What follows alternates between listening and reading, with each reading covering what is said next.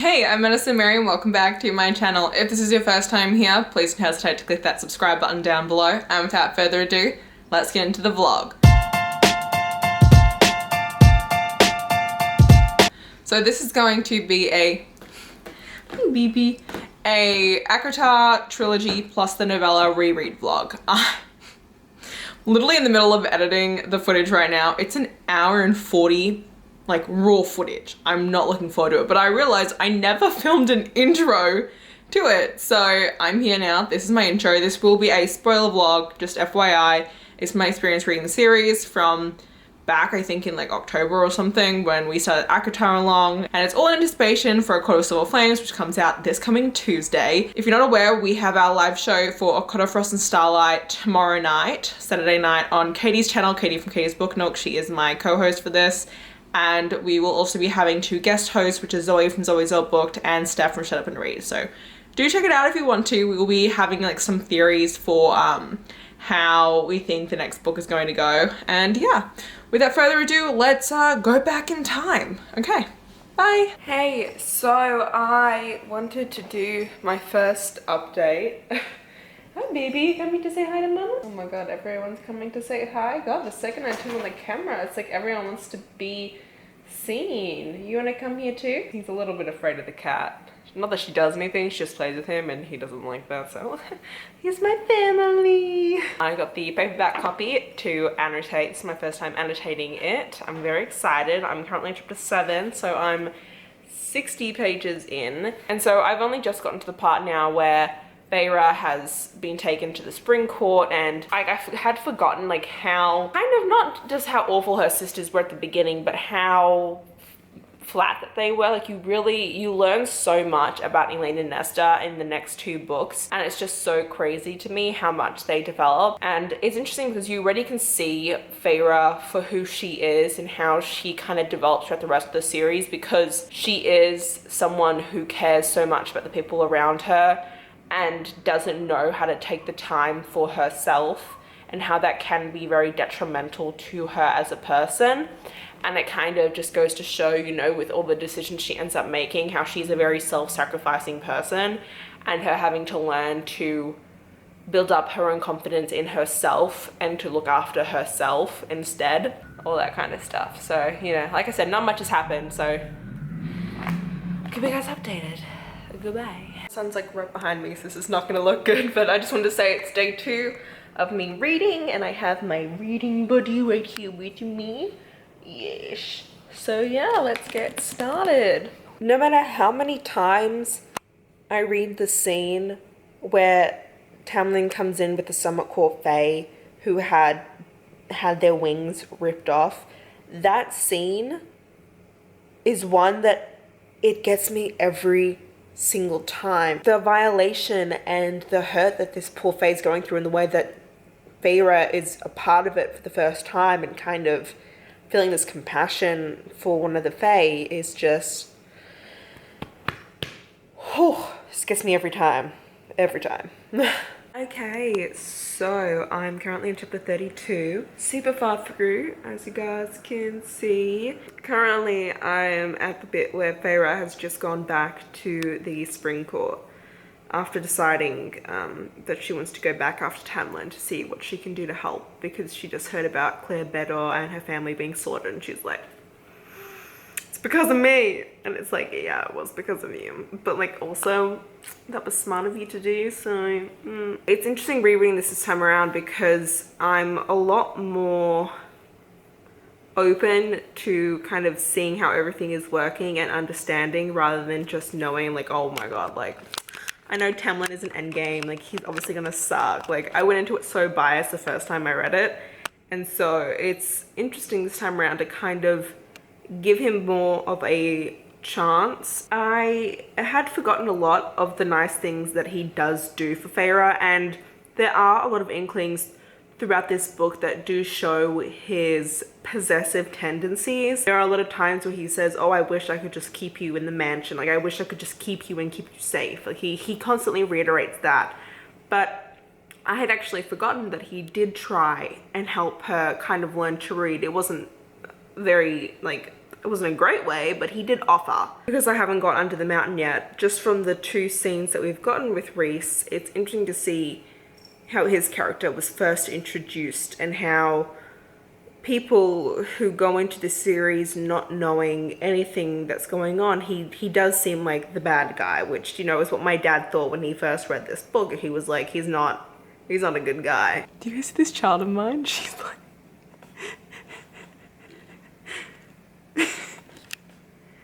are you good in there, baby? Oh my god, she's too funny. Okay, guys. Well, I am going to go to bed. Can't bother turning this around to face me, so here's my goodbye in the form of our dog. You say good night to the people. No, you already gone good night to yourself. Okay, I'm like hella shook right now. Alright, what page is this? Page 362. I did not remember that the first person to say Feyre darling wasn't Rhys. It was Amarantha. Amarantha says, here, Feyre darling, you shall find your task. This is the one where she, you know, she doesn't know how to read and it becomes a whole problem, blah, blah, blah. What? Oh my god. Do not remember that. Do not remember that at all. Like, so I think that my favorite scene in this book, it's right before chapter 43 starts, and it's when Rhys comes down to Feyre's room and just sits with her and talks to her and is like, I'm just so done with this. And she's like, why are you here? Like, why are you telling me this? And he's like, because you're the only person I can talk about this to. And just like their candidness during this scene, it's just like, it's their first like real time together, and it's just, I love it so much. Okay, so, oh god, this bun looks awful. Whatever. I finished ACOTAR like, an hour and a half ago, but I didn't update you guys as soon as I finished it because it was 2 in the morning, and I thought that was the perfect time to build a little, whatever this you want to call is, you know, this was 2 a.m. was the perfect time to, you know, build this, and it seemed reasonable. So that's my thought process. Because anyone's wondering. But you know, so I did finish it, and I just want to give you guys a couple of thoughts. And I will say, I know, and I think I've always known this, it's the fact that as soon as she gets under the mountain, that part of the storyline, it's such a 5-star read for me, but the rest of the story up until then, as much as I do love it, I just don't have that same connection to it as I do like the other books. And so it is a 4-star read. I honestly think that how she wrote Under the Mountain is just so stellar. Like, it is such a, like, it's literally a perfect part of the book. And sure, the other parts are fine. Like, I've always enjoyed them. That's my kind of way of thinking about it. But yeah, this is going to be my last update until I start ACOMAF next month. So I'm excited for that. November is my birth month, and so reading ACOMAF during that is like beautiful, prime perfection. So yeah, this is gonna be it for now. Signing off, and I'll catch you guys next month. Hey, what's up? So it is currently December 3rd, but I actually started ACOMAF last night instead of the 2nd. Yes, the live show is on the 6th. I am running out of time a little bit, but I'm here to update you. So I'm 150 pages in-ish. So I'm at the point where she's about to meet the inner circle for the first time for dinner. I'm very excited. What I've noticed so far in this first part of the book is that Tamlin and Feyre definitely have a lot of issues, and it's something that I never realized that she actually full on came out and said so many times in the beginning before she, you know, officially leaves Tamlin. I never realized that she was constantly always just like, I feel like a prisoner, I feel like you're keeping me here, I feel like I'm on a leash, I don't get why I'm not allowed to do this, why can't I do that? And like, you definitely saw how sheltered she was, and how she realized, and she even says it multiple times, you know, I know he's a protector, I know this is just his nature and that he wants to do this to look after me, but I'm not sure if that's what I need. Like, I don't know if that's the kind of person that I am anymore. Like, I think that he's the kind of person that I needed at the time when I met him, but I'm not sure if the person I have become needs him anymore, or if I benefit from being around him. And, you know, there is the whole aspect of she has so much PTSD and trauma from the trials and being under the mountain. And, you know, no one really wants to listen to her. No one really acknowledges how much she's suffering.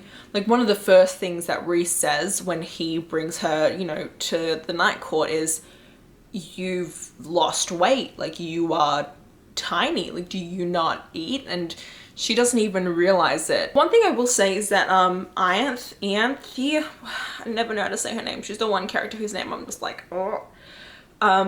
She is interesting because you definitely don't see any inklings of her being a bad person at all yet. And I do think that a lot of her evilness and her cunning nature definitely doesn't show itself until much later on in like book 3, which is interesting because like it makes sense to me now, because like I never really like, she was always a weird character, like someone you were a little bit suspicious of, but you don't really see her betrayal coming that much. And then also Lucien, oh my god, like that boy, he becomes so like submissive to Tamlin. And it's such an interesting thing because like when my dad read the books for the first time over the summer, if you haven't seen that video, please do.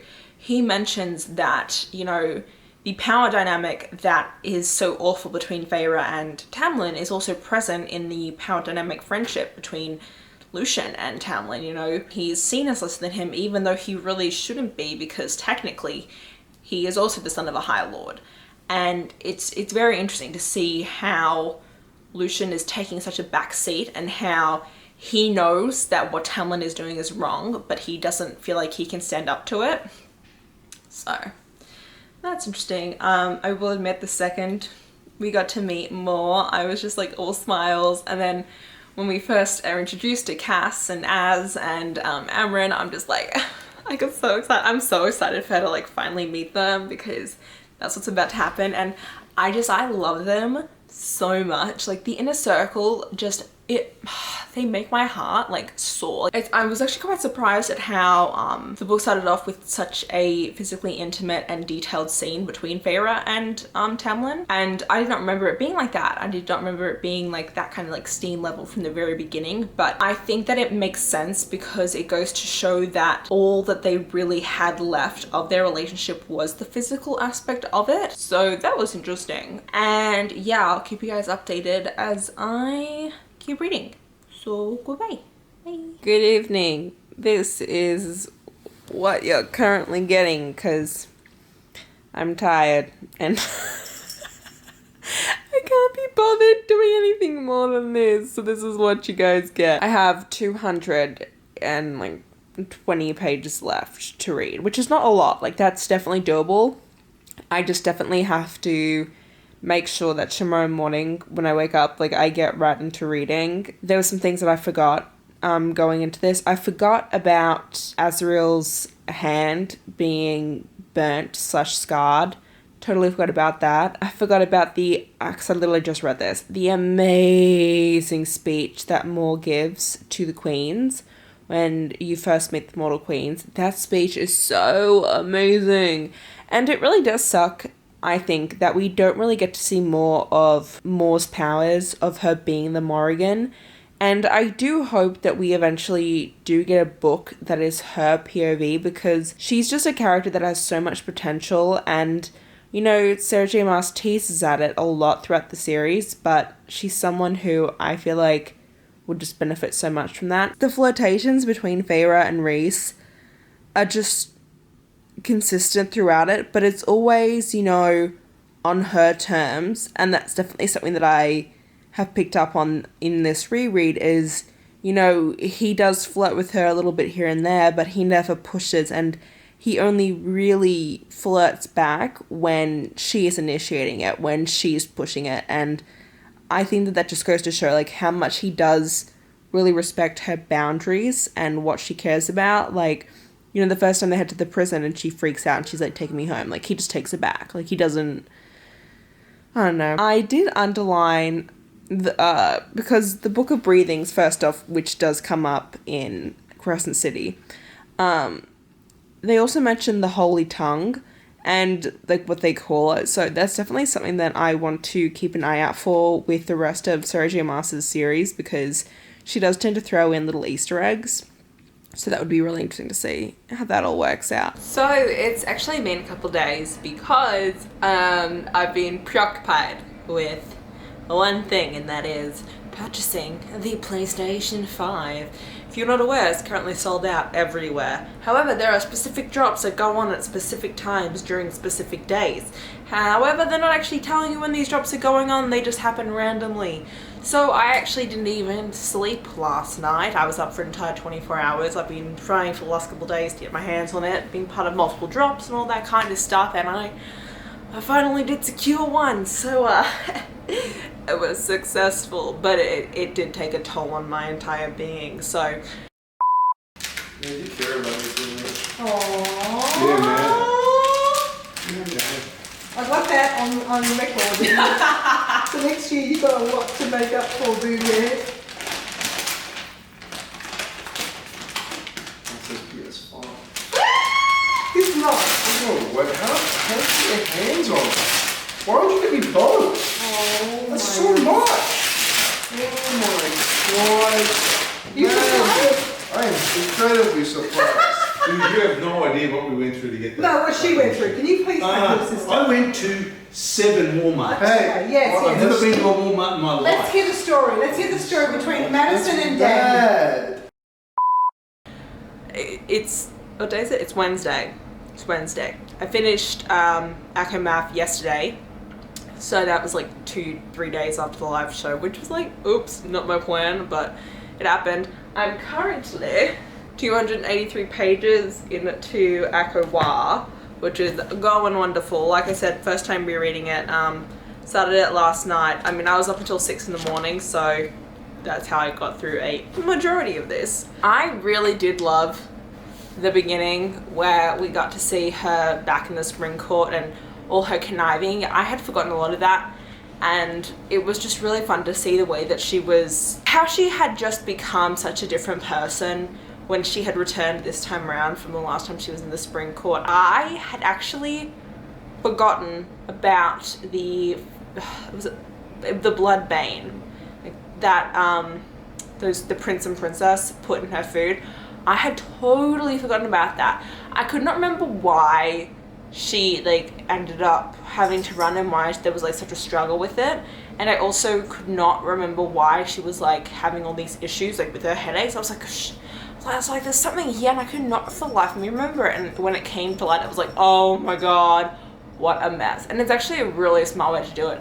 I will also admit that I am beginning to pity Lucian again.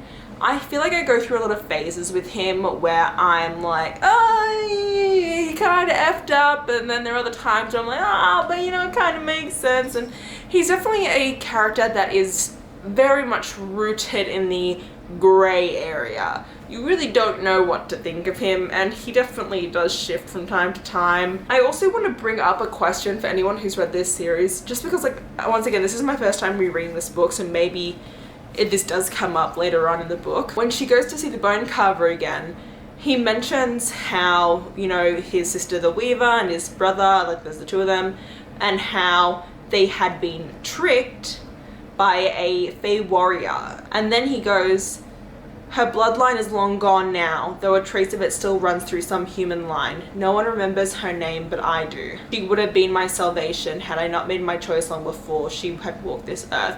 I wonder who that is. Who, like, what bloodline?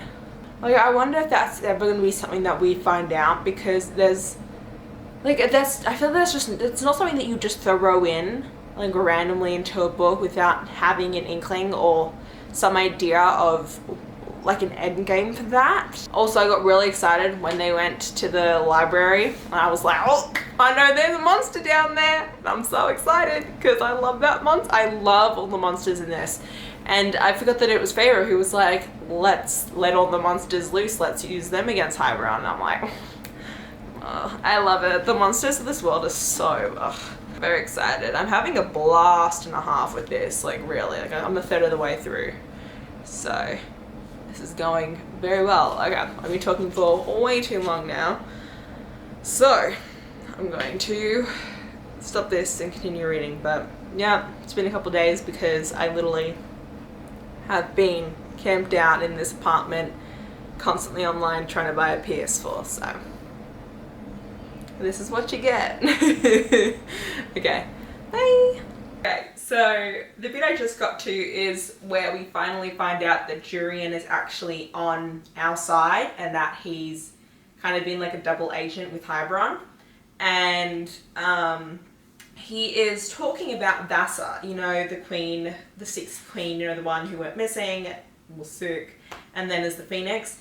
And I'm just reading what they're saying, what he's saying, and he said they couldn't kill Vasa. The next in line to her throne is far more willful. So they found an old Death Lord above the wall with a penchant for enslaving young women. And then when you remember what Elaine's vision was of like a lake, and then if you remember earlier when the bone carver was talking about his two elder siblings, the Weaver and then the other bloke, the dude was a Death Lord with a lake. That is who this is. That is who this is. They sold out Vasa to the bone carver's older brother. Bam.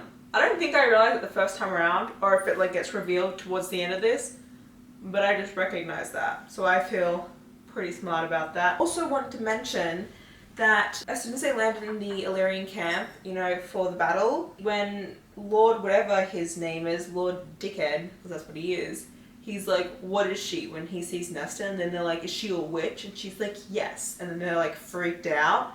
And then I did not know there were witches in like the ACOTAR universe.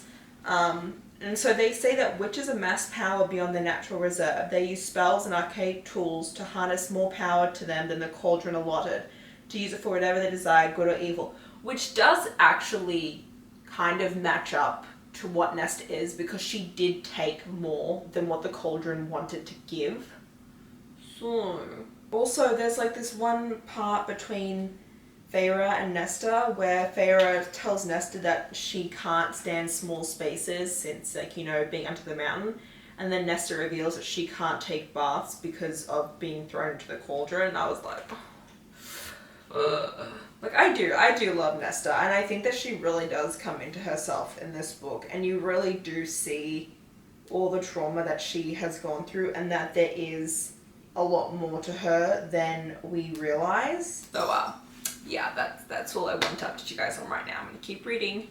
Goodbye. I'm giving it 5 stars. It's really interesting for me how I know that there's some people out there who really don't like this last book, and I know a lot of it is to do with the ending and how no one really does die. The people who do die aren't that important, technically. I mean, I think that the bone carver was important, and I think that the serial was important. The Weaver, she was 50-50. For some weird reason, I actually forgot that the bone carver died. I remember that the Weaver died, but I forgot the bone carver did. And that was really sad. So I did heavily tab this little one, like everywhere. Let's put that down. I will admit that, like, I do think that as much as I do adore Amryn, she could have stayed dead. She's not necessarily a character that like had to come back to life. Rhys did, because killing him off, I would have, and I think all the fans would have thrown a fit. But I do want to quickly just talk about, you know, like some of the scenes that made me think, and I was kind of like some of the theories that I have for like when the other books come out. So it's a quote that says, when the cauldron had broken, I didn't know if it had broken that power in her too, severed its bond, or if it still lived somewhere within her. So I had actually forgotten that that was like a possibility, that that's also a different thing that Nesta's dealing with. And obviously, like, we're rereading A Court of Frost and Starlight next. I'm not going to read that until like January 2021. But I'm curious with if it's mentioned in there at all about that, because I don't think we really know how that's affected Nesta, because we do know, like, as it said, like, she did take from the cauldron, so when the cauldron broke, did something happen with her as well? Like, that's just something that we don't know. So I'm very curious to see how that plays out, especially in her book. I also forgot they actually kissed. Nesta and Cassian did kiss. So I was like, oh, I forgot that they actually kissed. I remember that she covered him with her body, but like, I totally spaced on the fact that they kissed. I do think that she still has power, like, remaining in her. And like, also, like, if you reformed the cauldron, could that maybe have like given her back her power? I don't know. I'm just spitting off some of my theories to you guys. I don't really know. But yeah, so that's the end of my thoughts on A Court of Wings and A Court of Wings and Ruin. And I am going to cut this vlog off here until I read Court of Frost and Starlight. So it's December 12th. Well, technically it's December 13th now that it's like 2 in the morning. Also, the other night, when I gave you guys my update, it was 4 in the morning. But yeah, next time I see you guys, it'll be 2021. Isn't that crazy? It's gonna be really weird when I edit this vlog. It's also gonna be hella long, but you know what? If you've made it this far in the vlog, kudos to you. If you have actually made it this far in the vlog, comment down below with a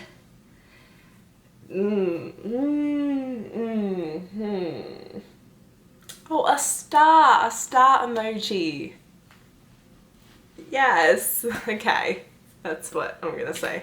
Comment a star emoji down below if you made it this far. Okay, goodbye, I'll catch you guys later. Hi, so I did not mean to wake you up, I'm so sorry.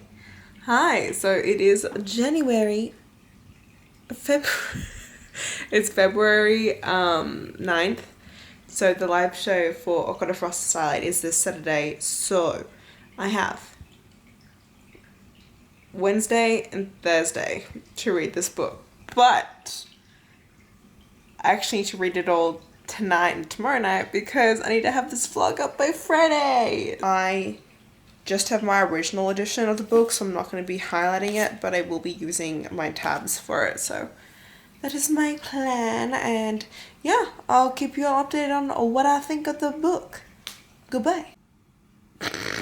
I don't understand myself. 20 pages in, and like, Rhys is talking about like just him and Feyre, and I'm like, you know, when you're not crying, but like you get that feeling behind your eyes that's just like, oh, I'm gonna cry.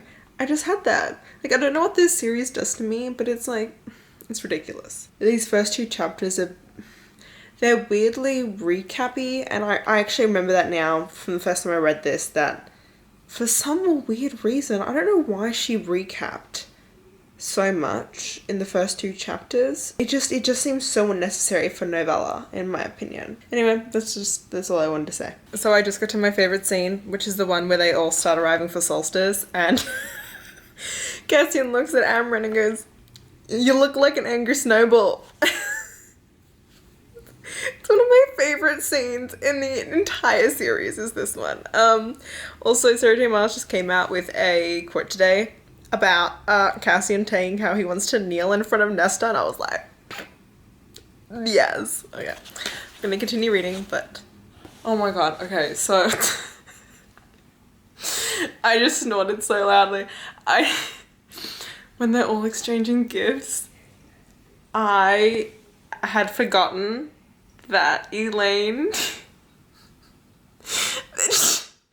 I forgot that Elaine had gotten as that tonic for the headaches that he always gets because he's constantly rubbing his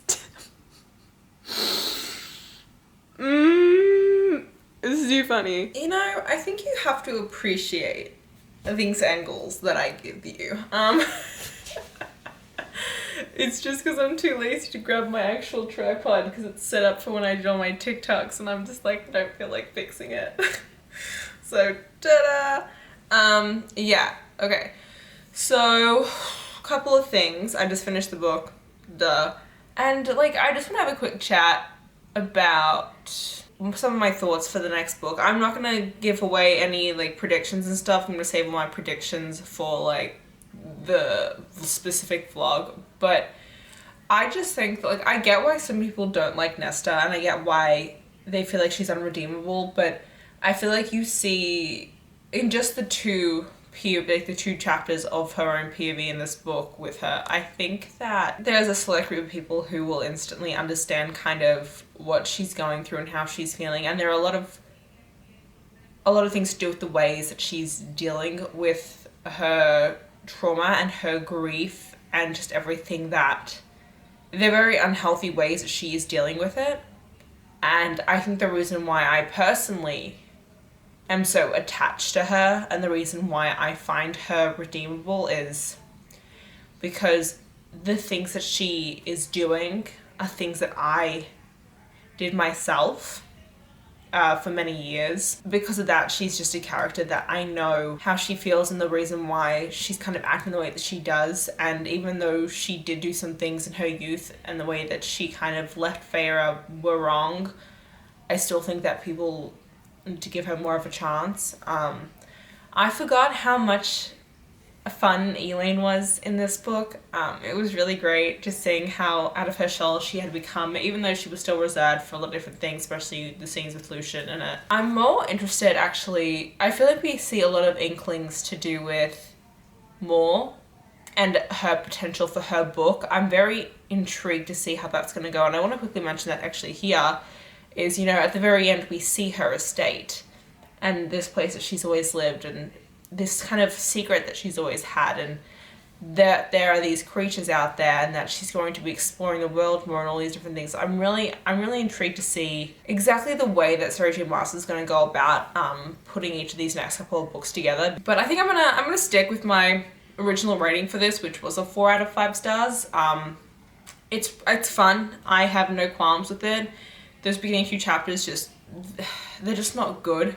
Which is the main reason why it's never been a 5-star, but I don't think there's anything wrong with it, and I think that it does its job for what it's there for. That is it. Please keep an eye out. You should see my ACOSF vlog coming out in around about 2 or 3 weeks. I do want to wait until people have time to read the book before I post my vlog, because that will be a spoiler vlog without a doubt.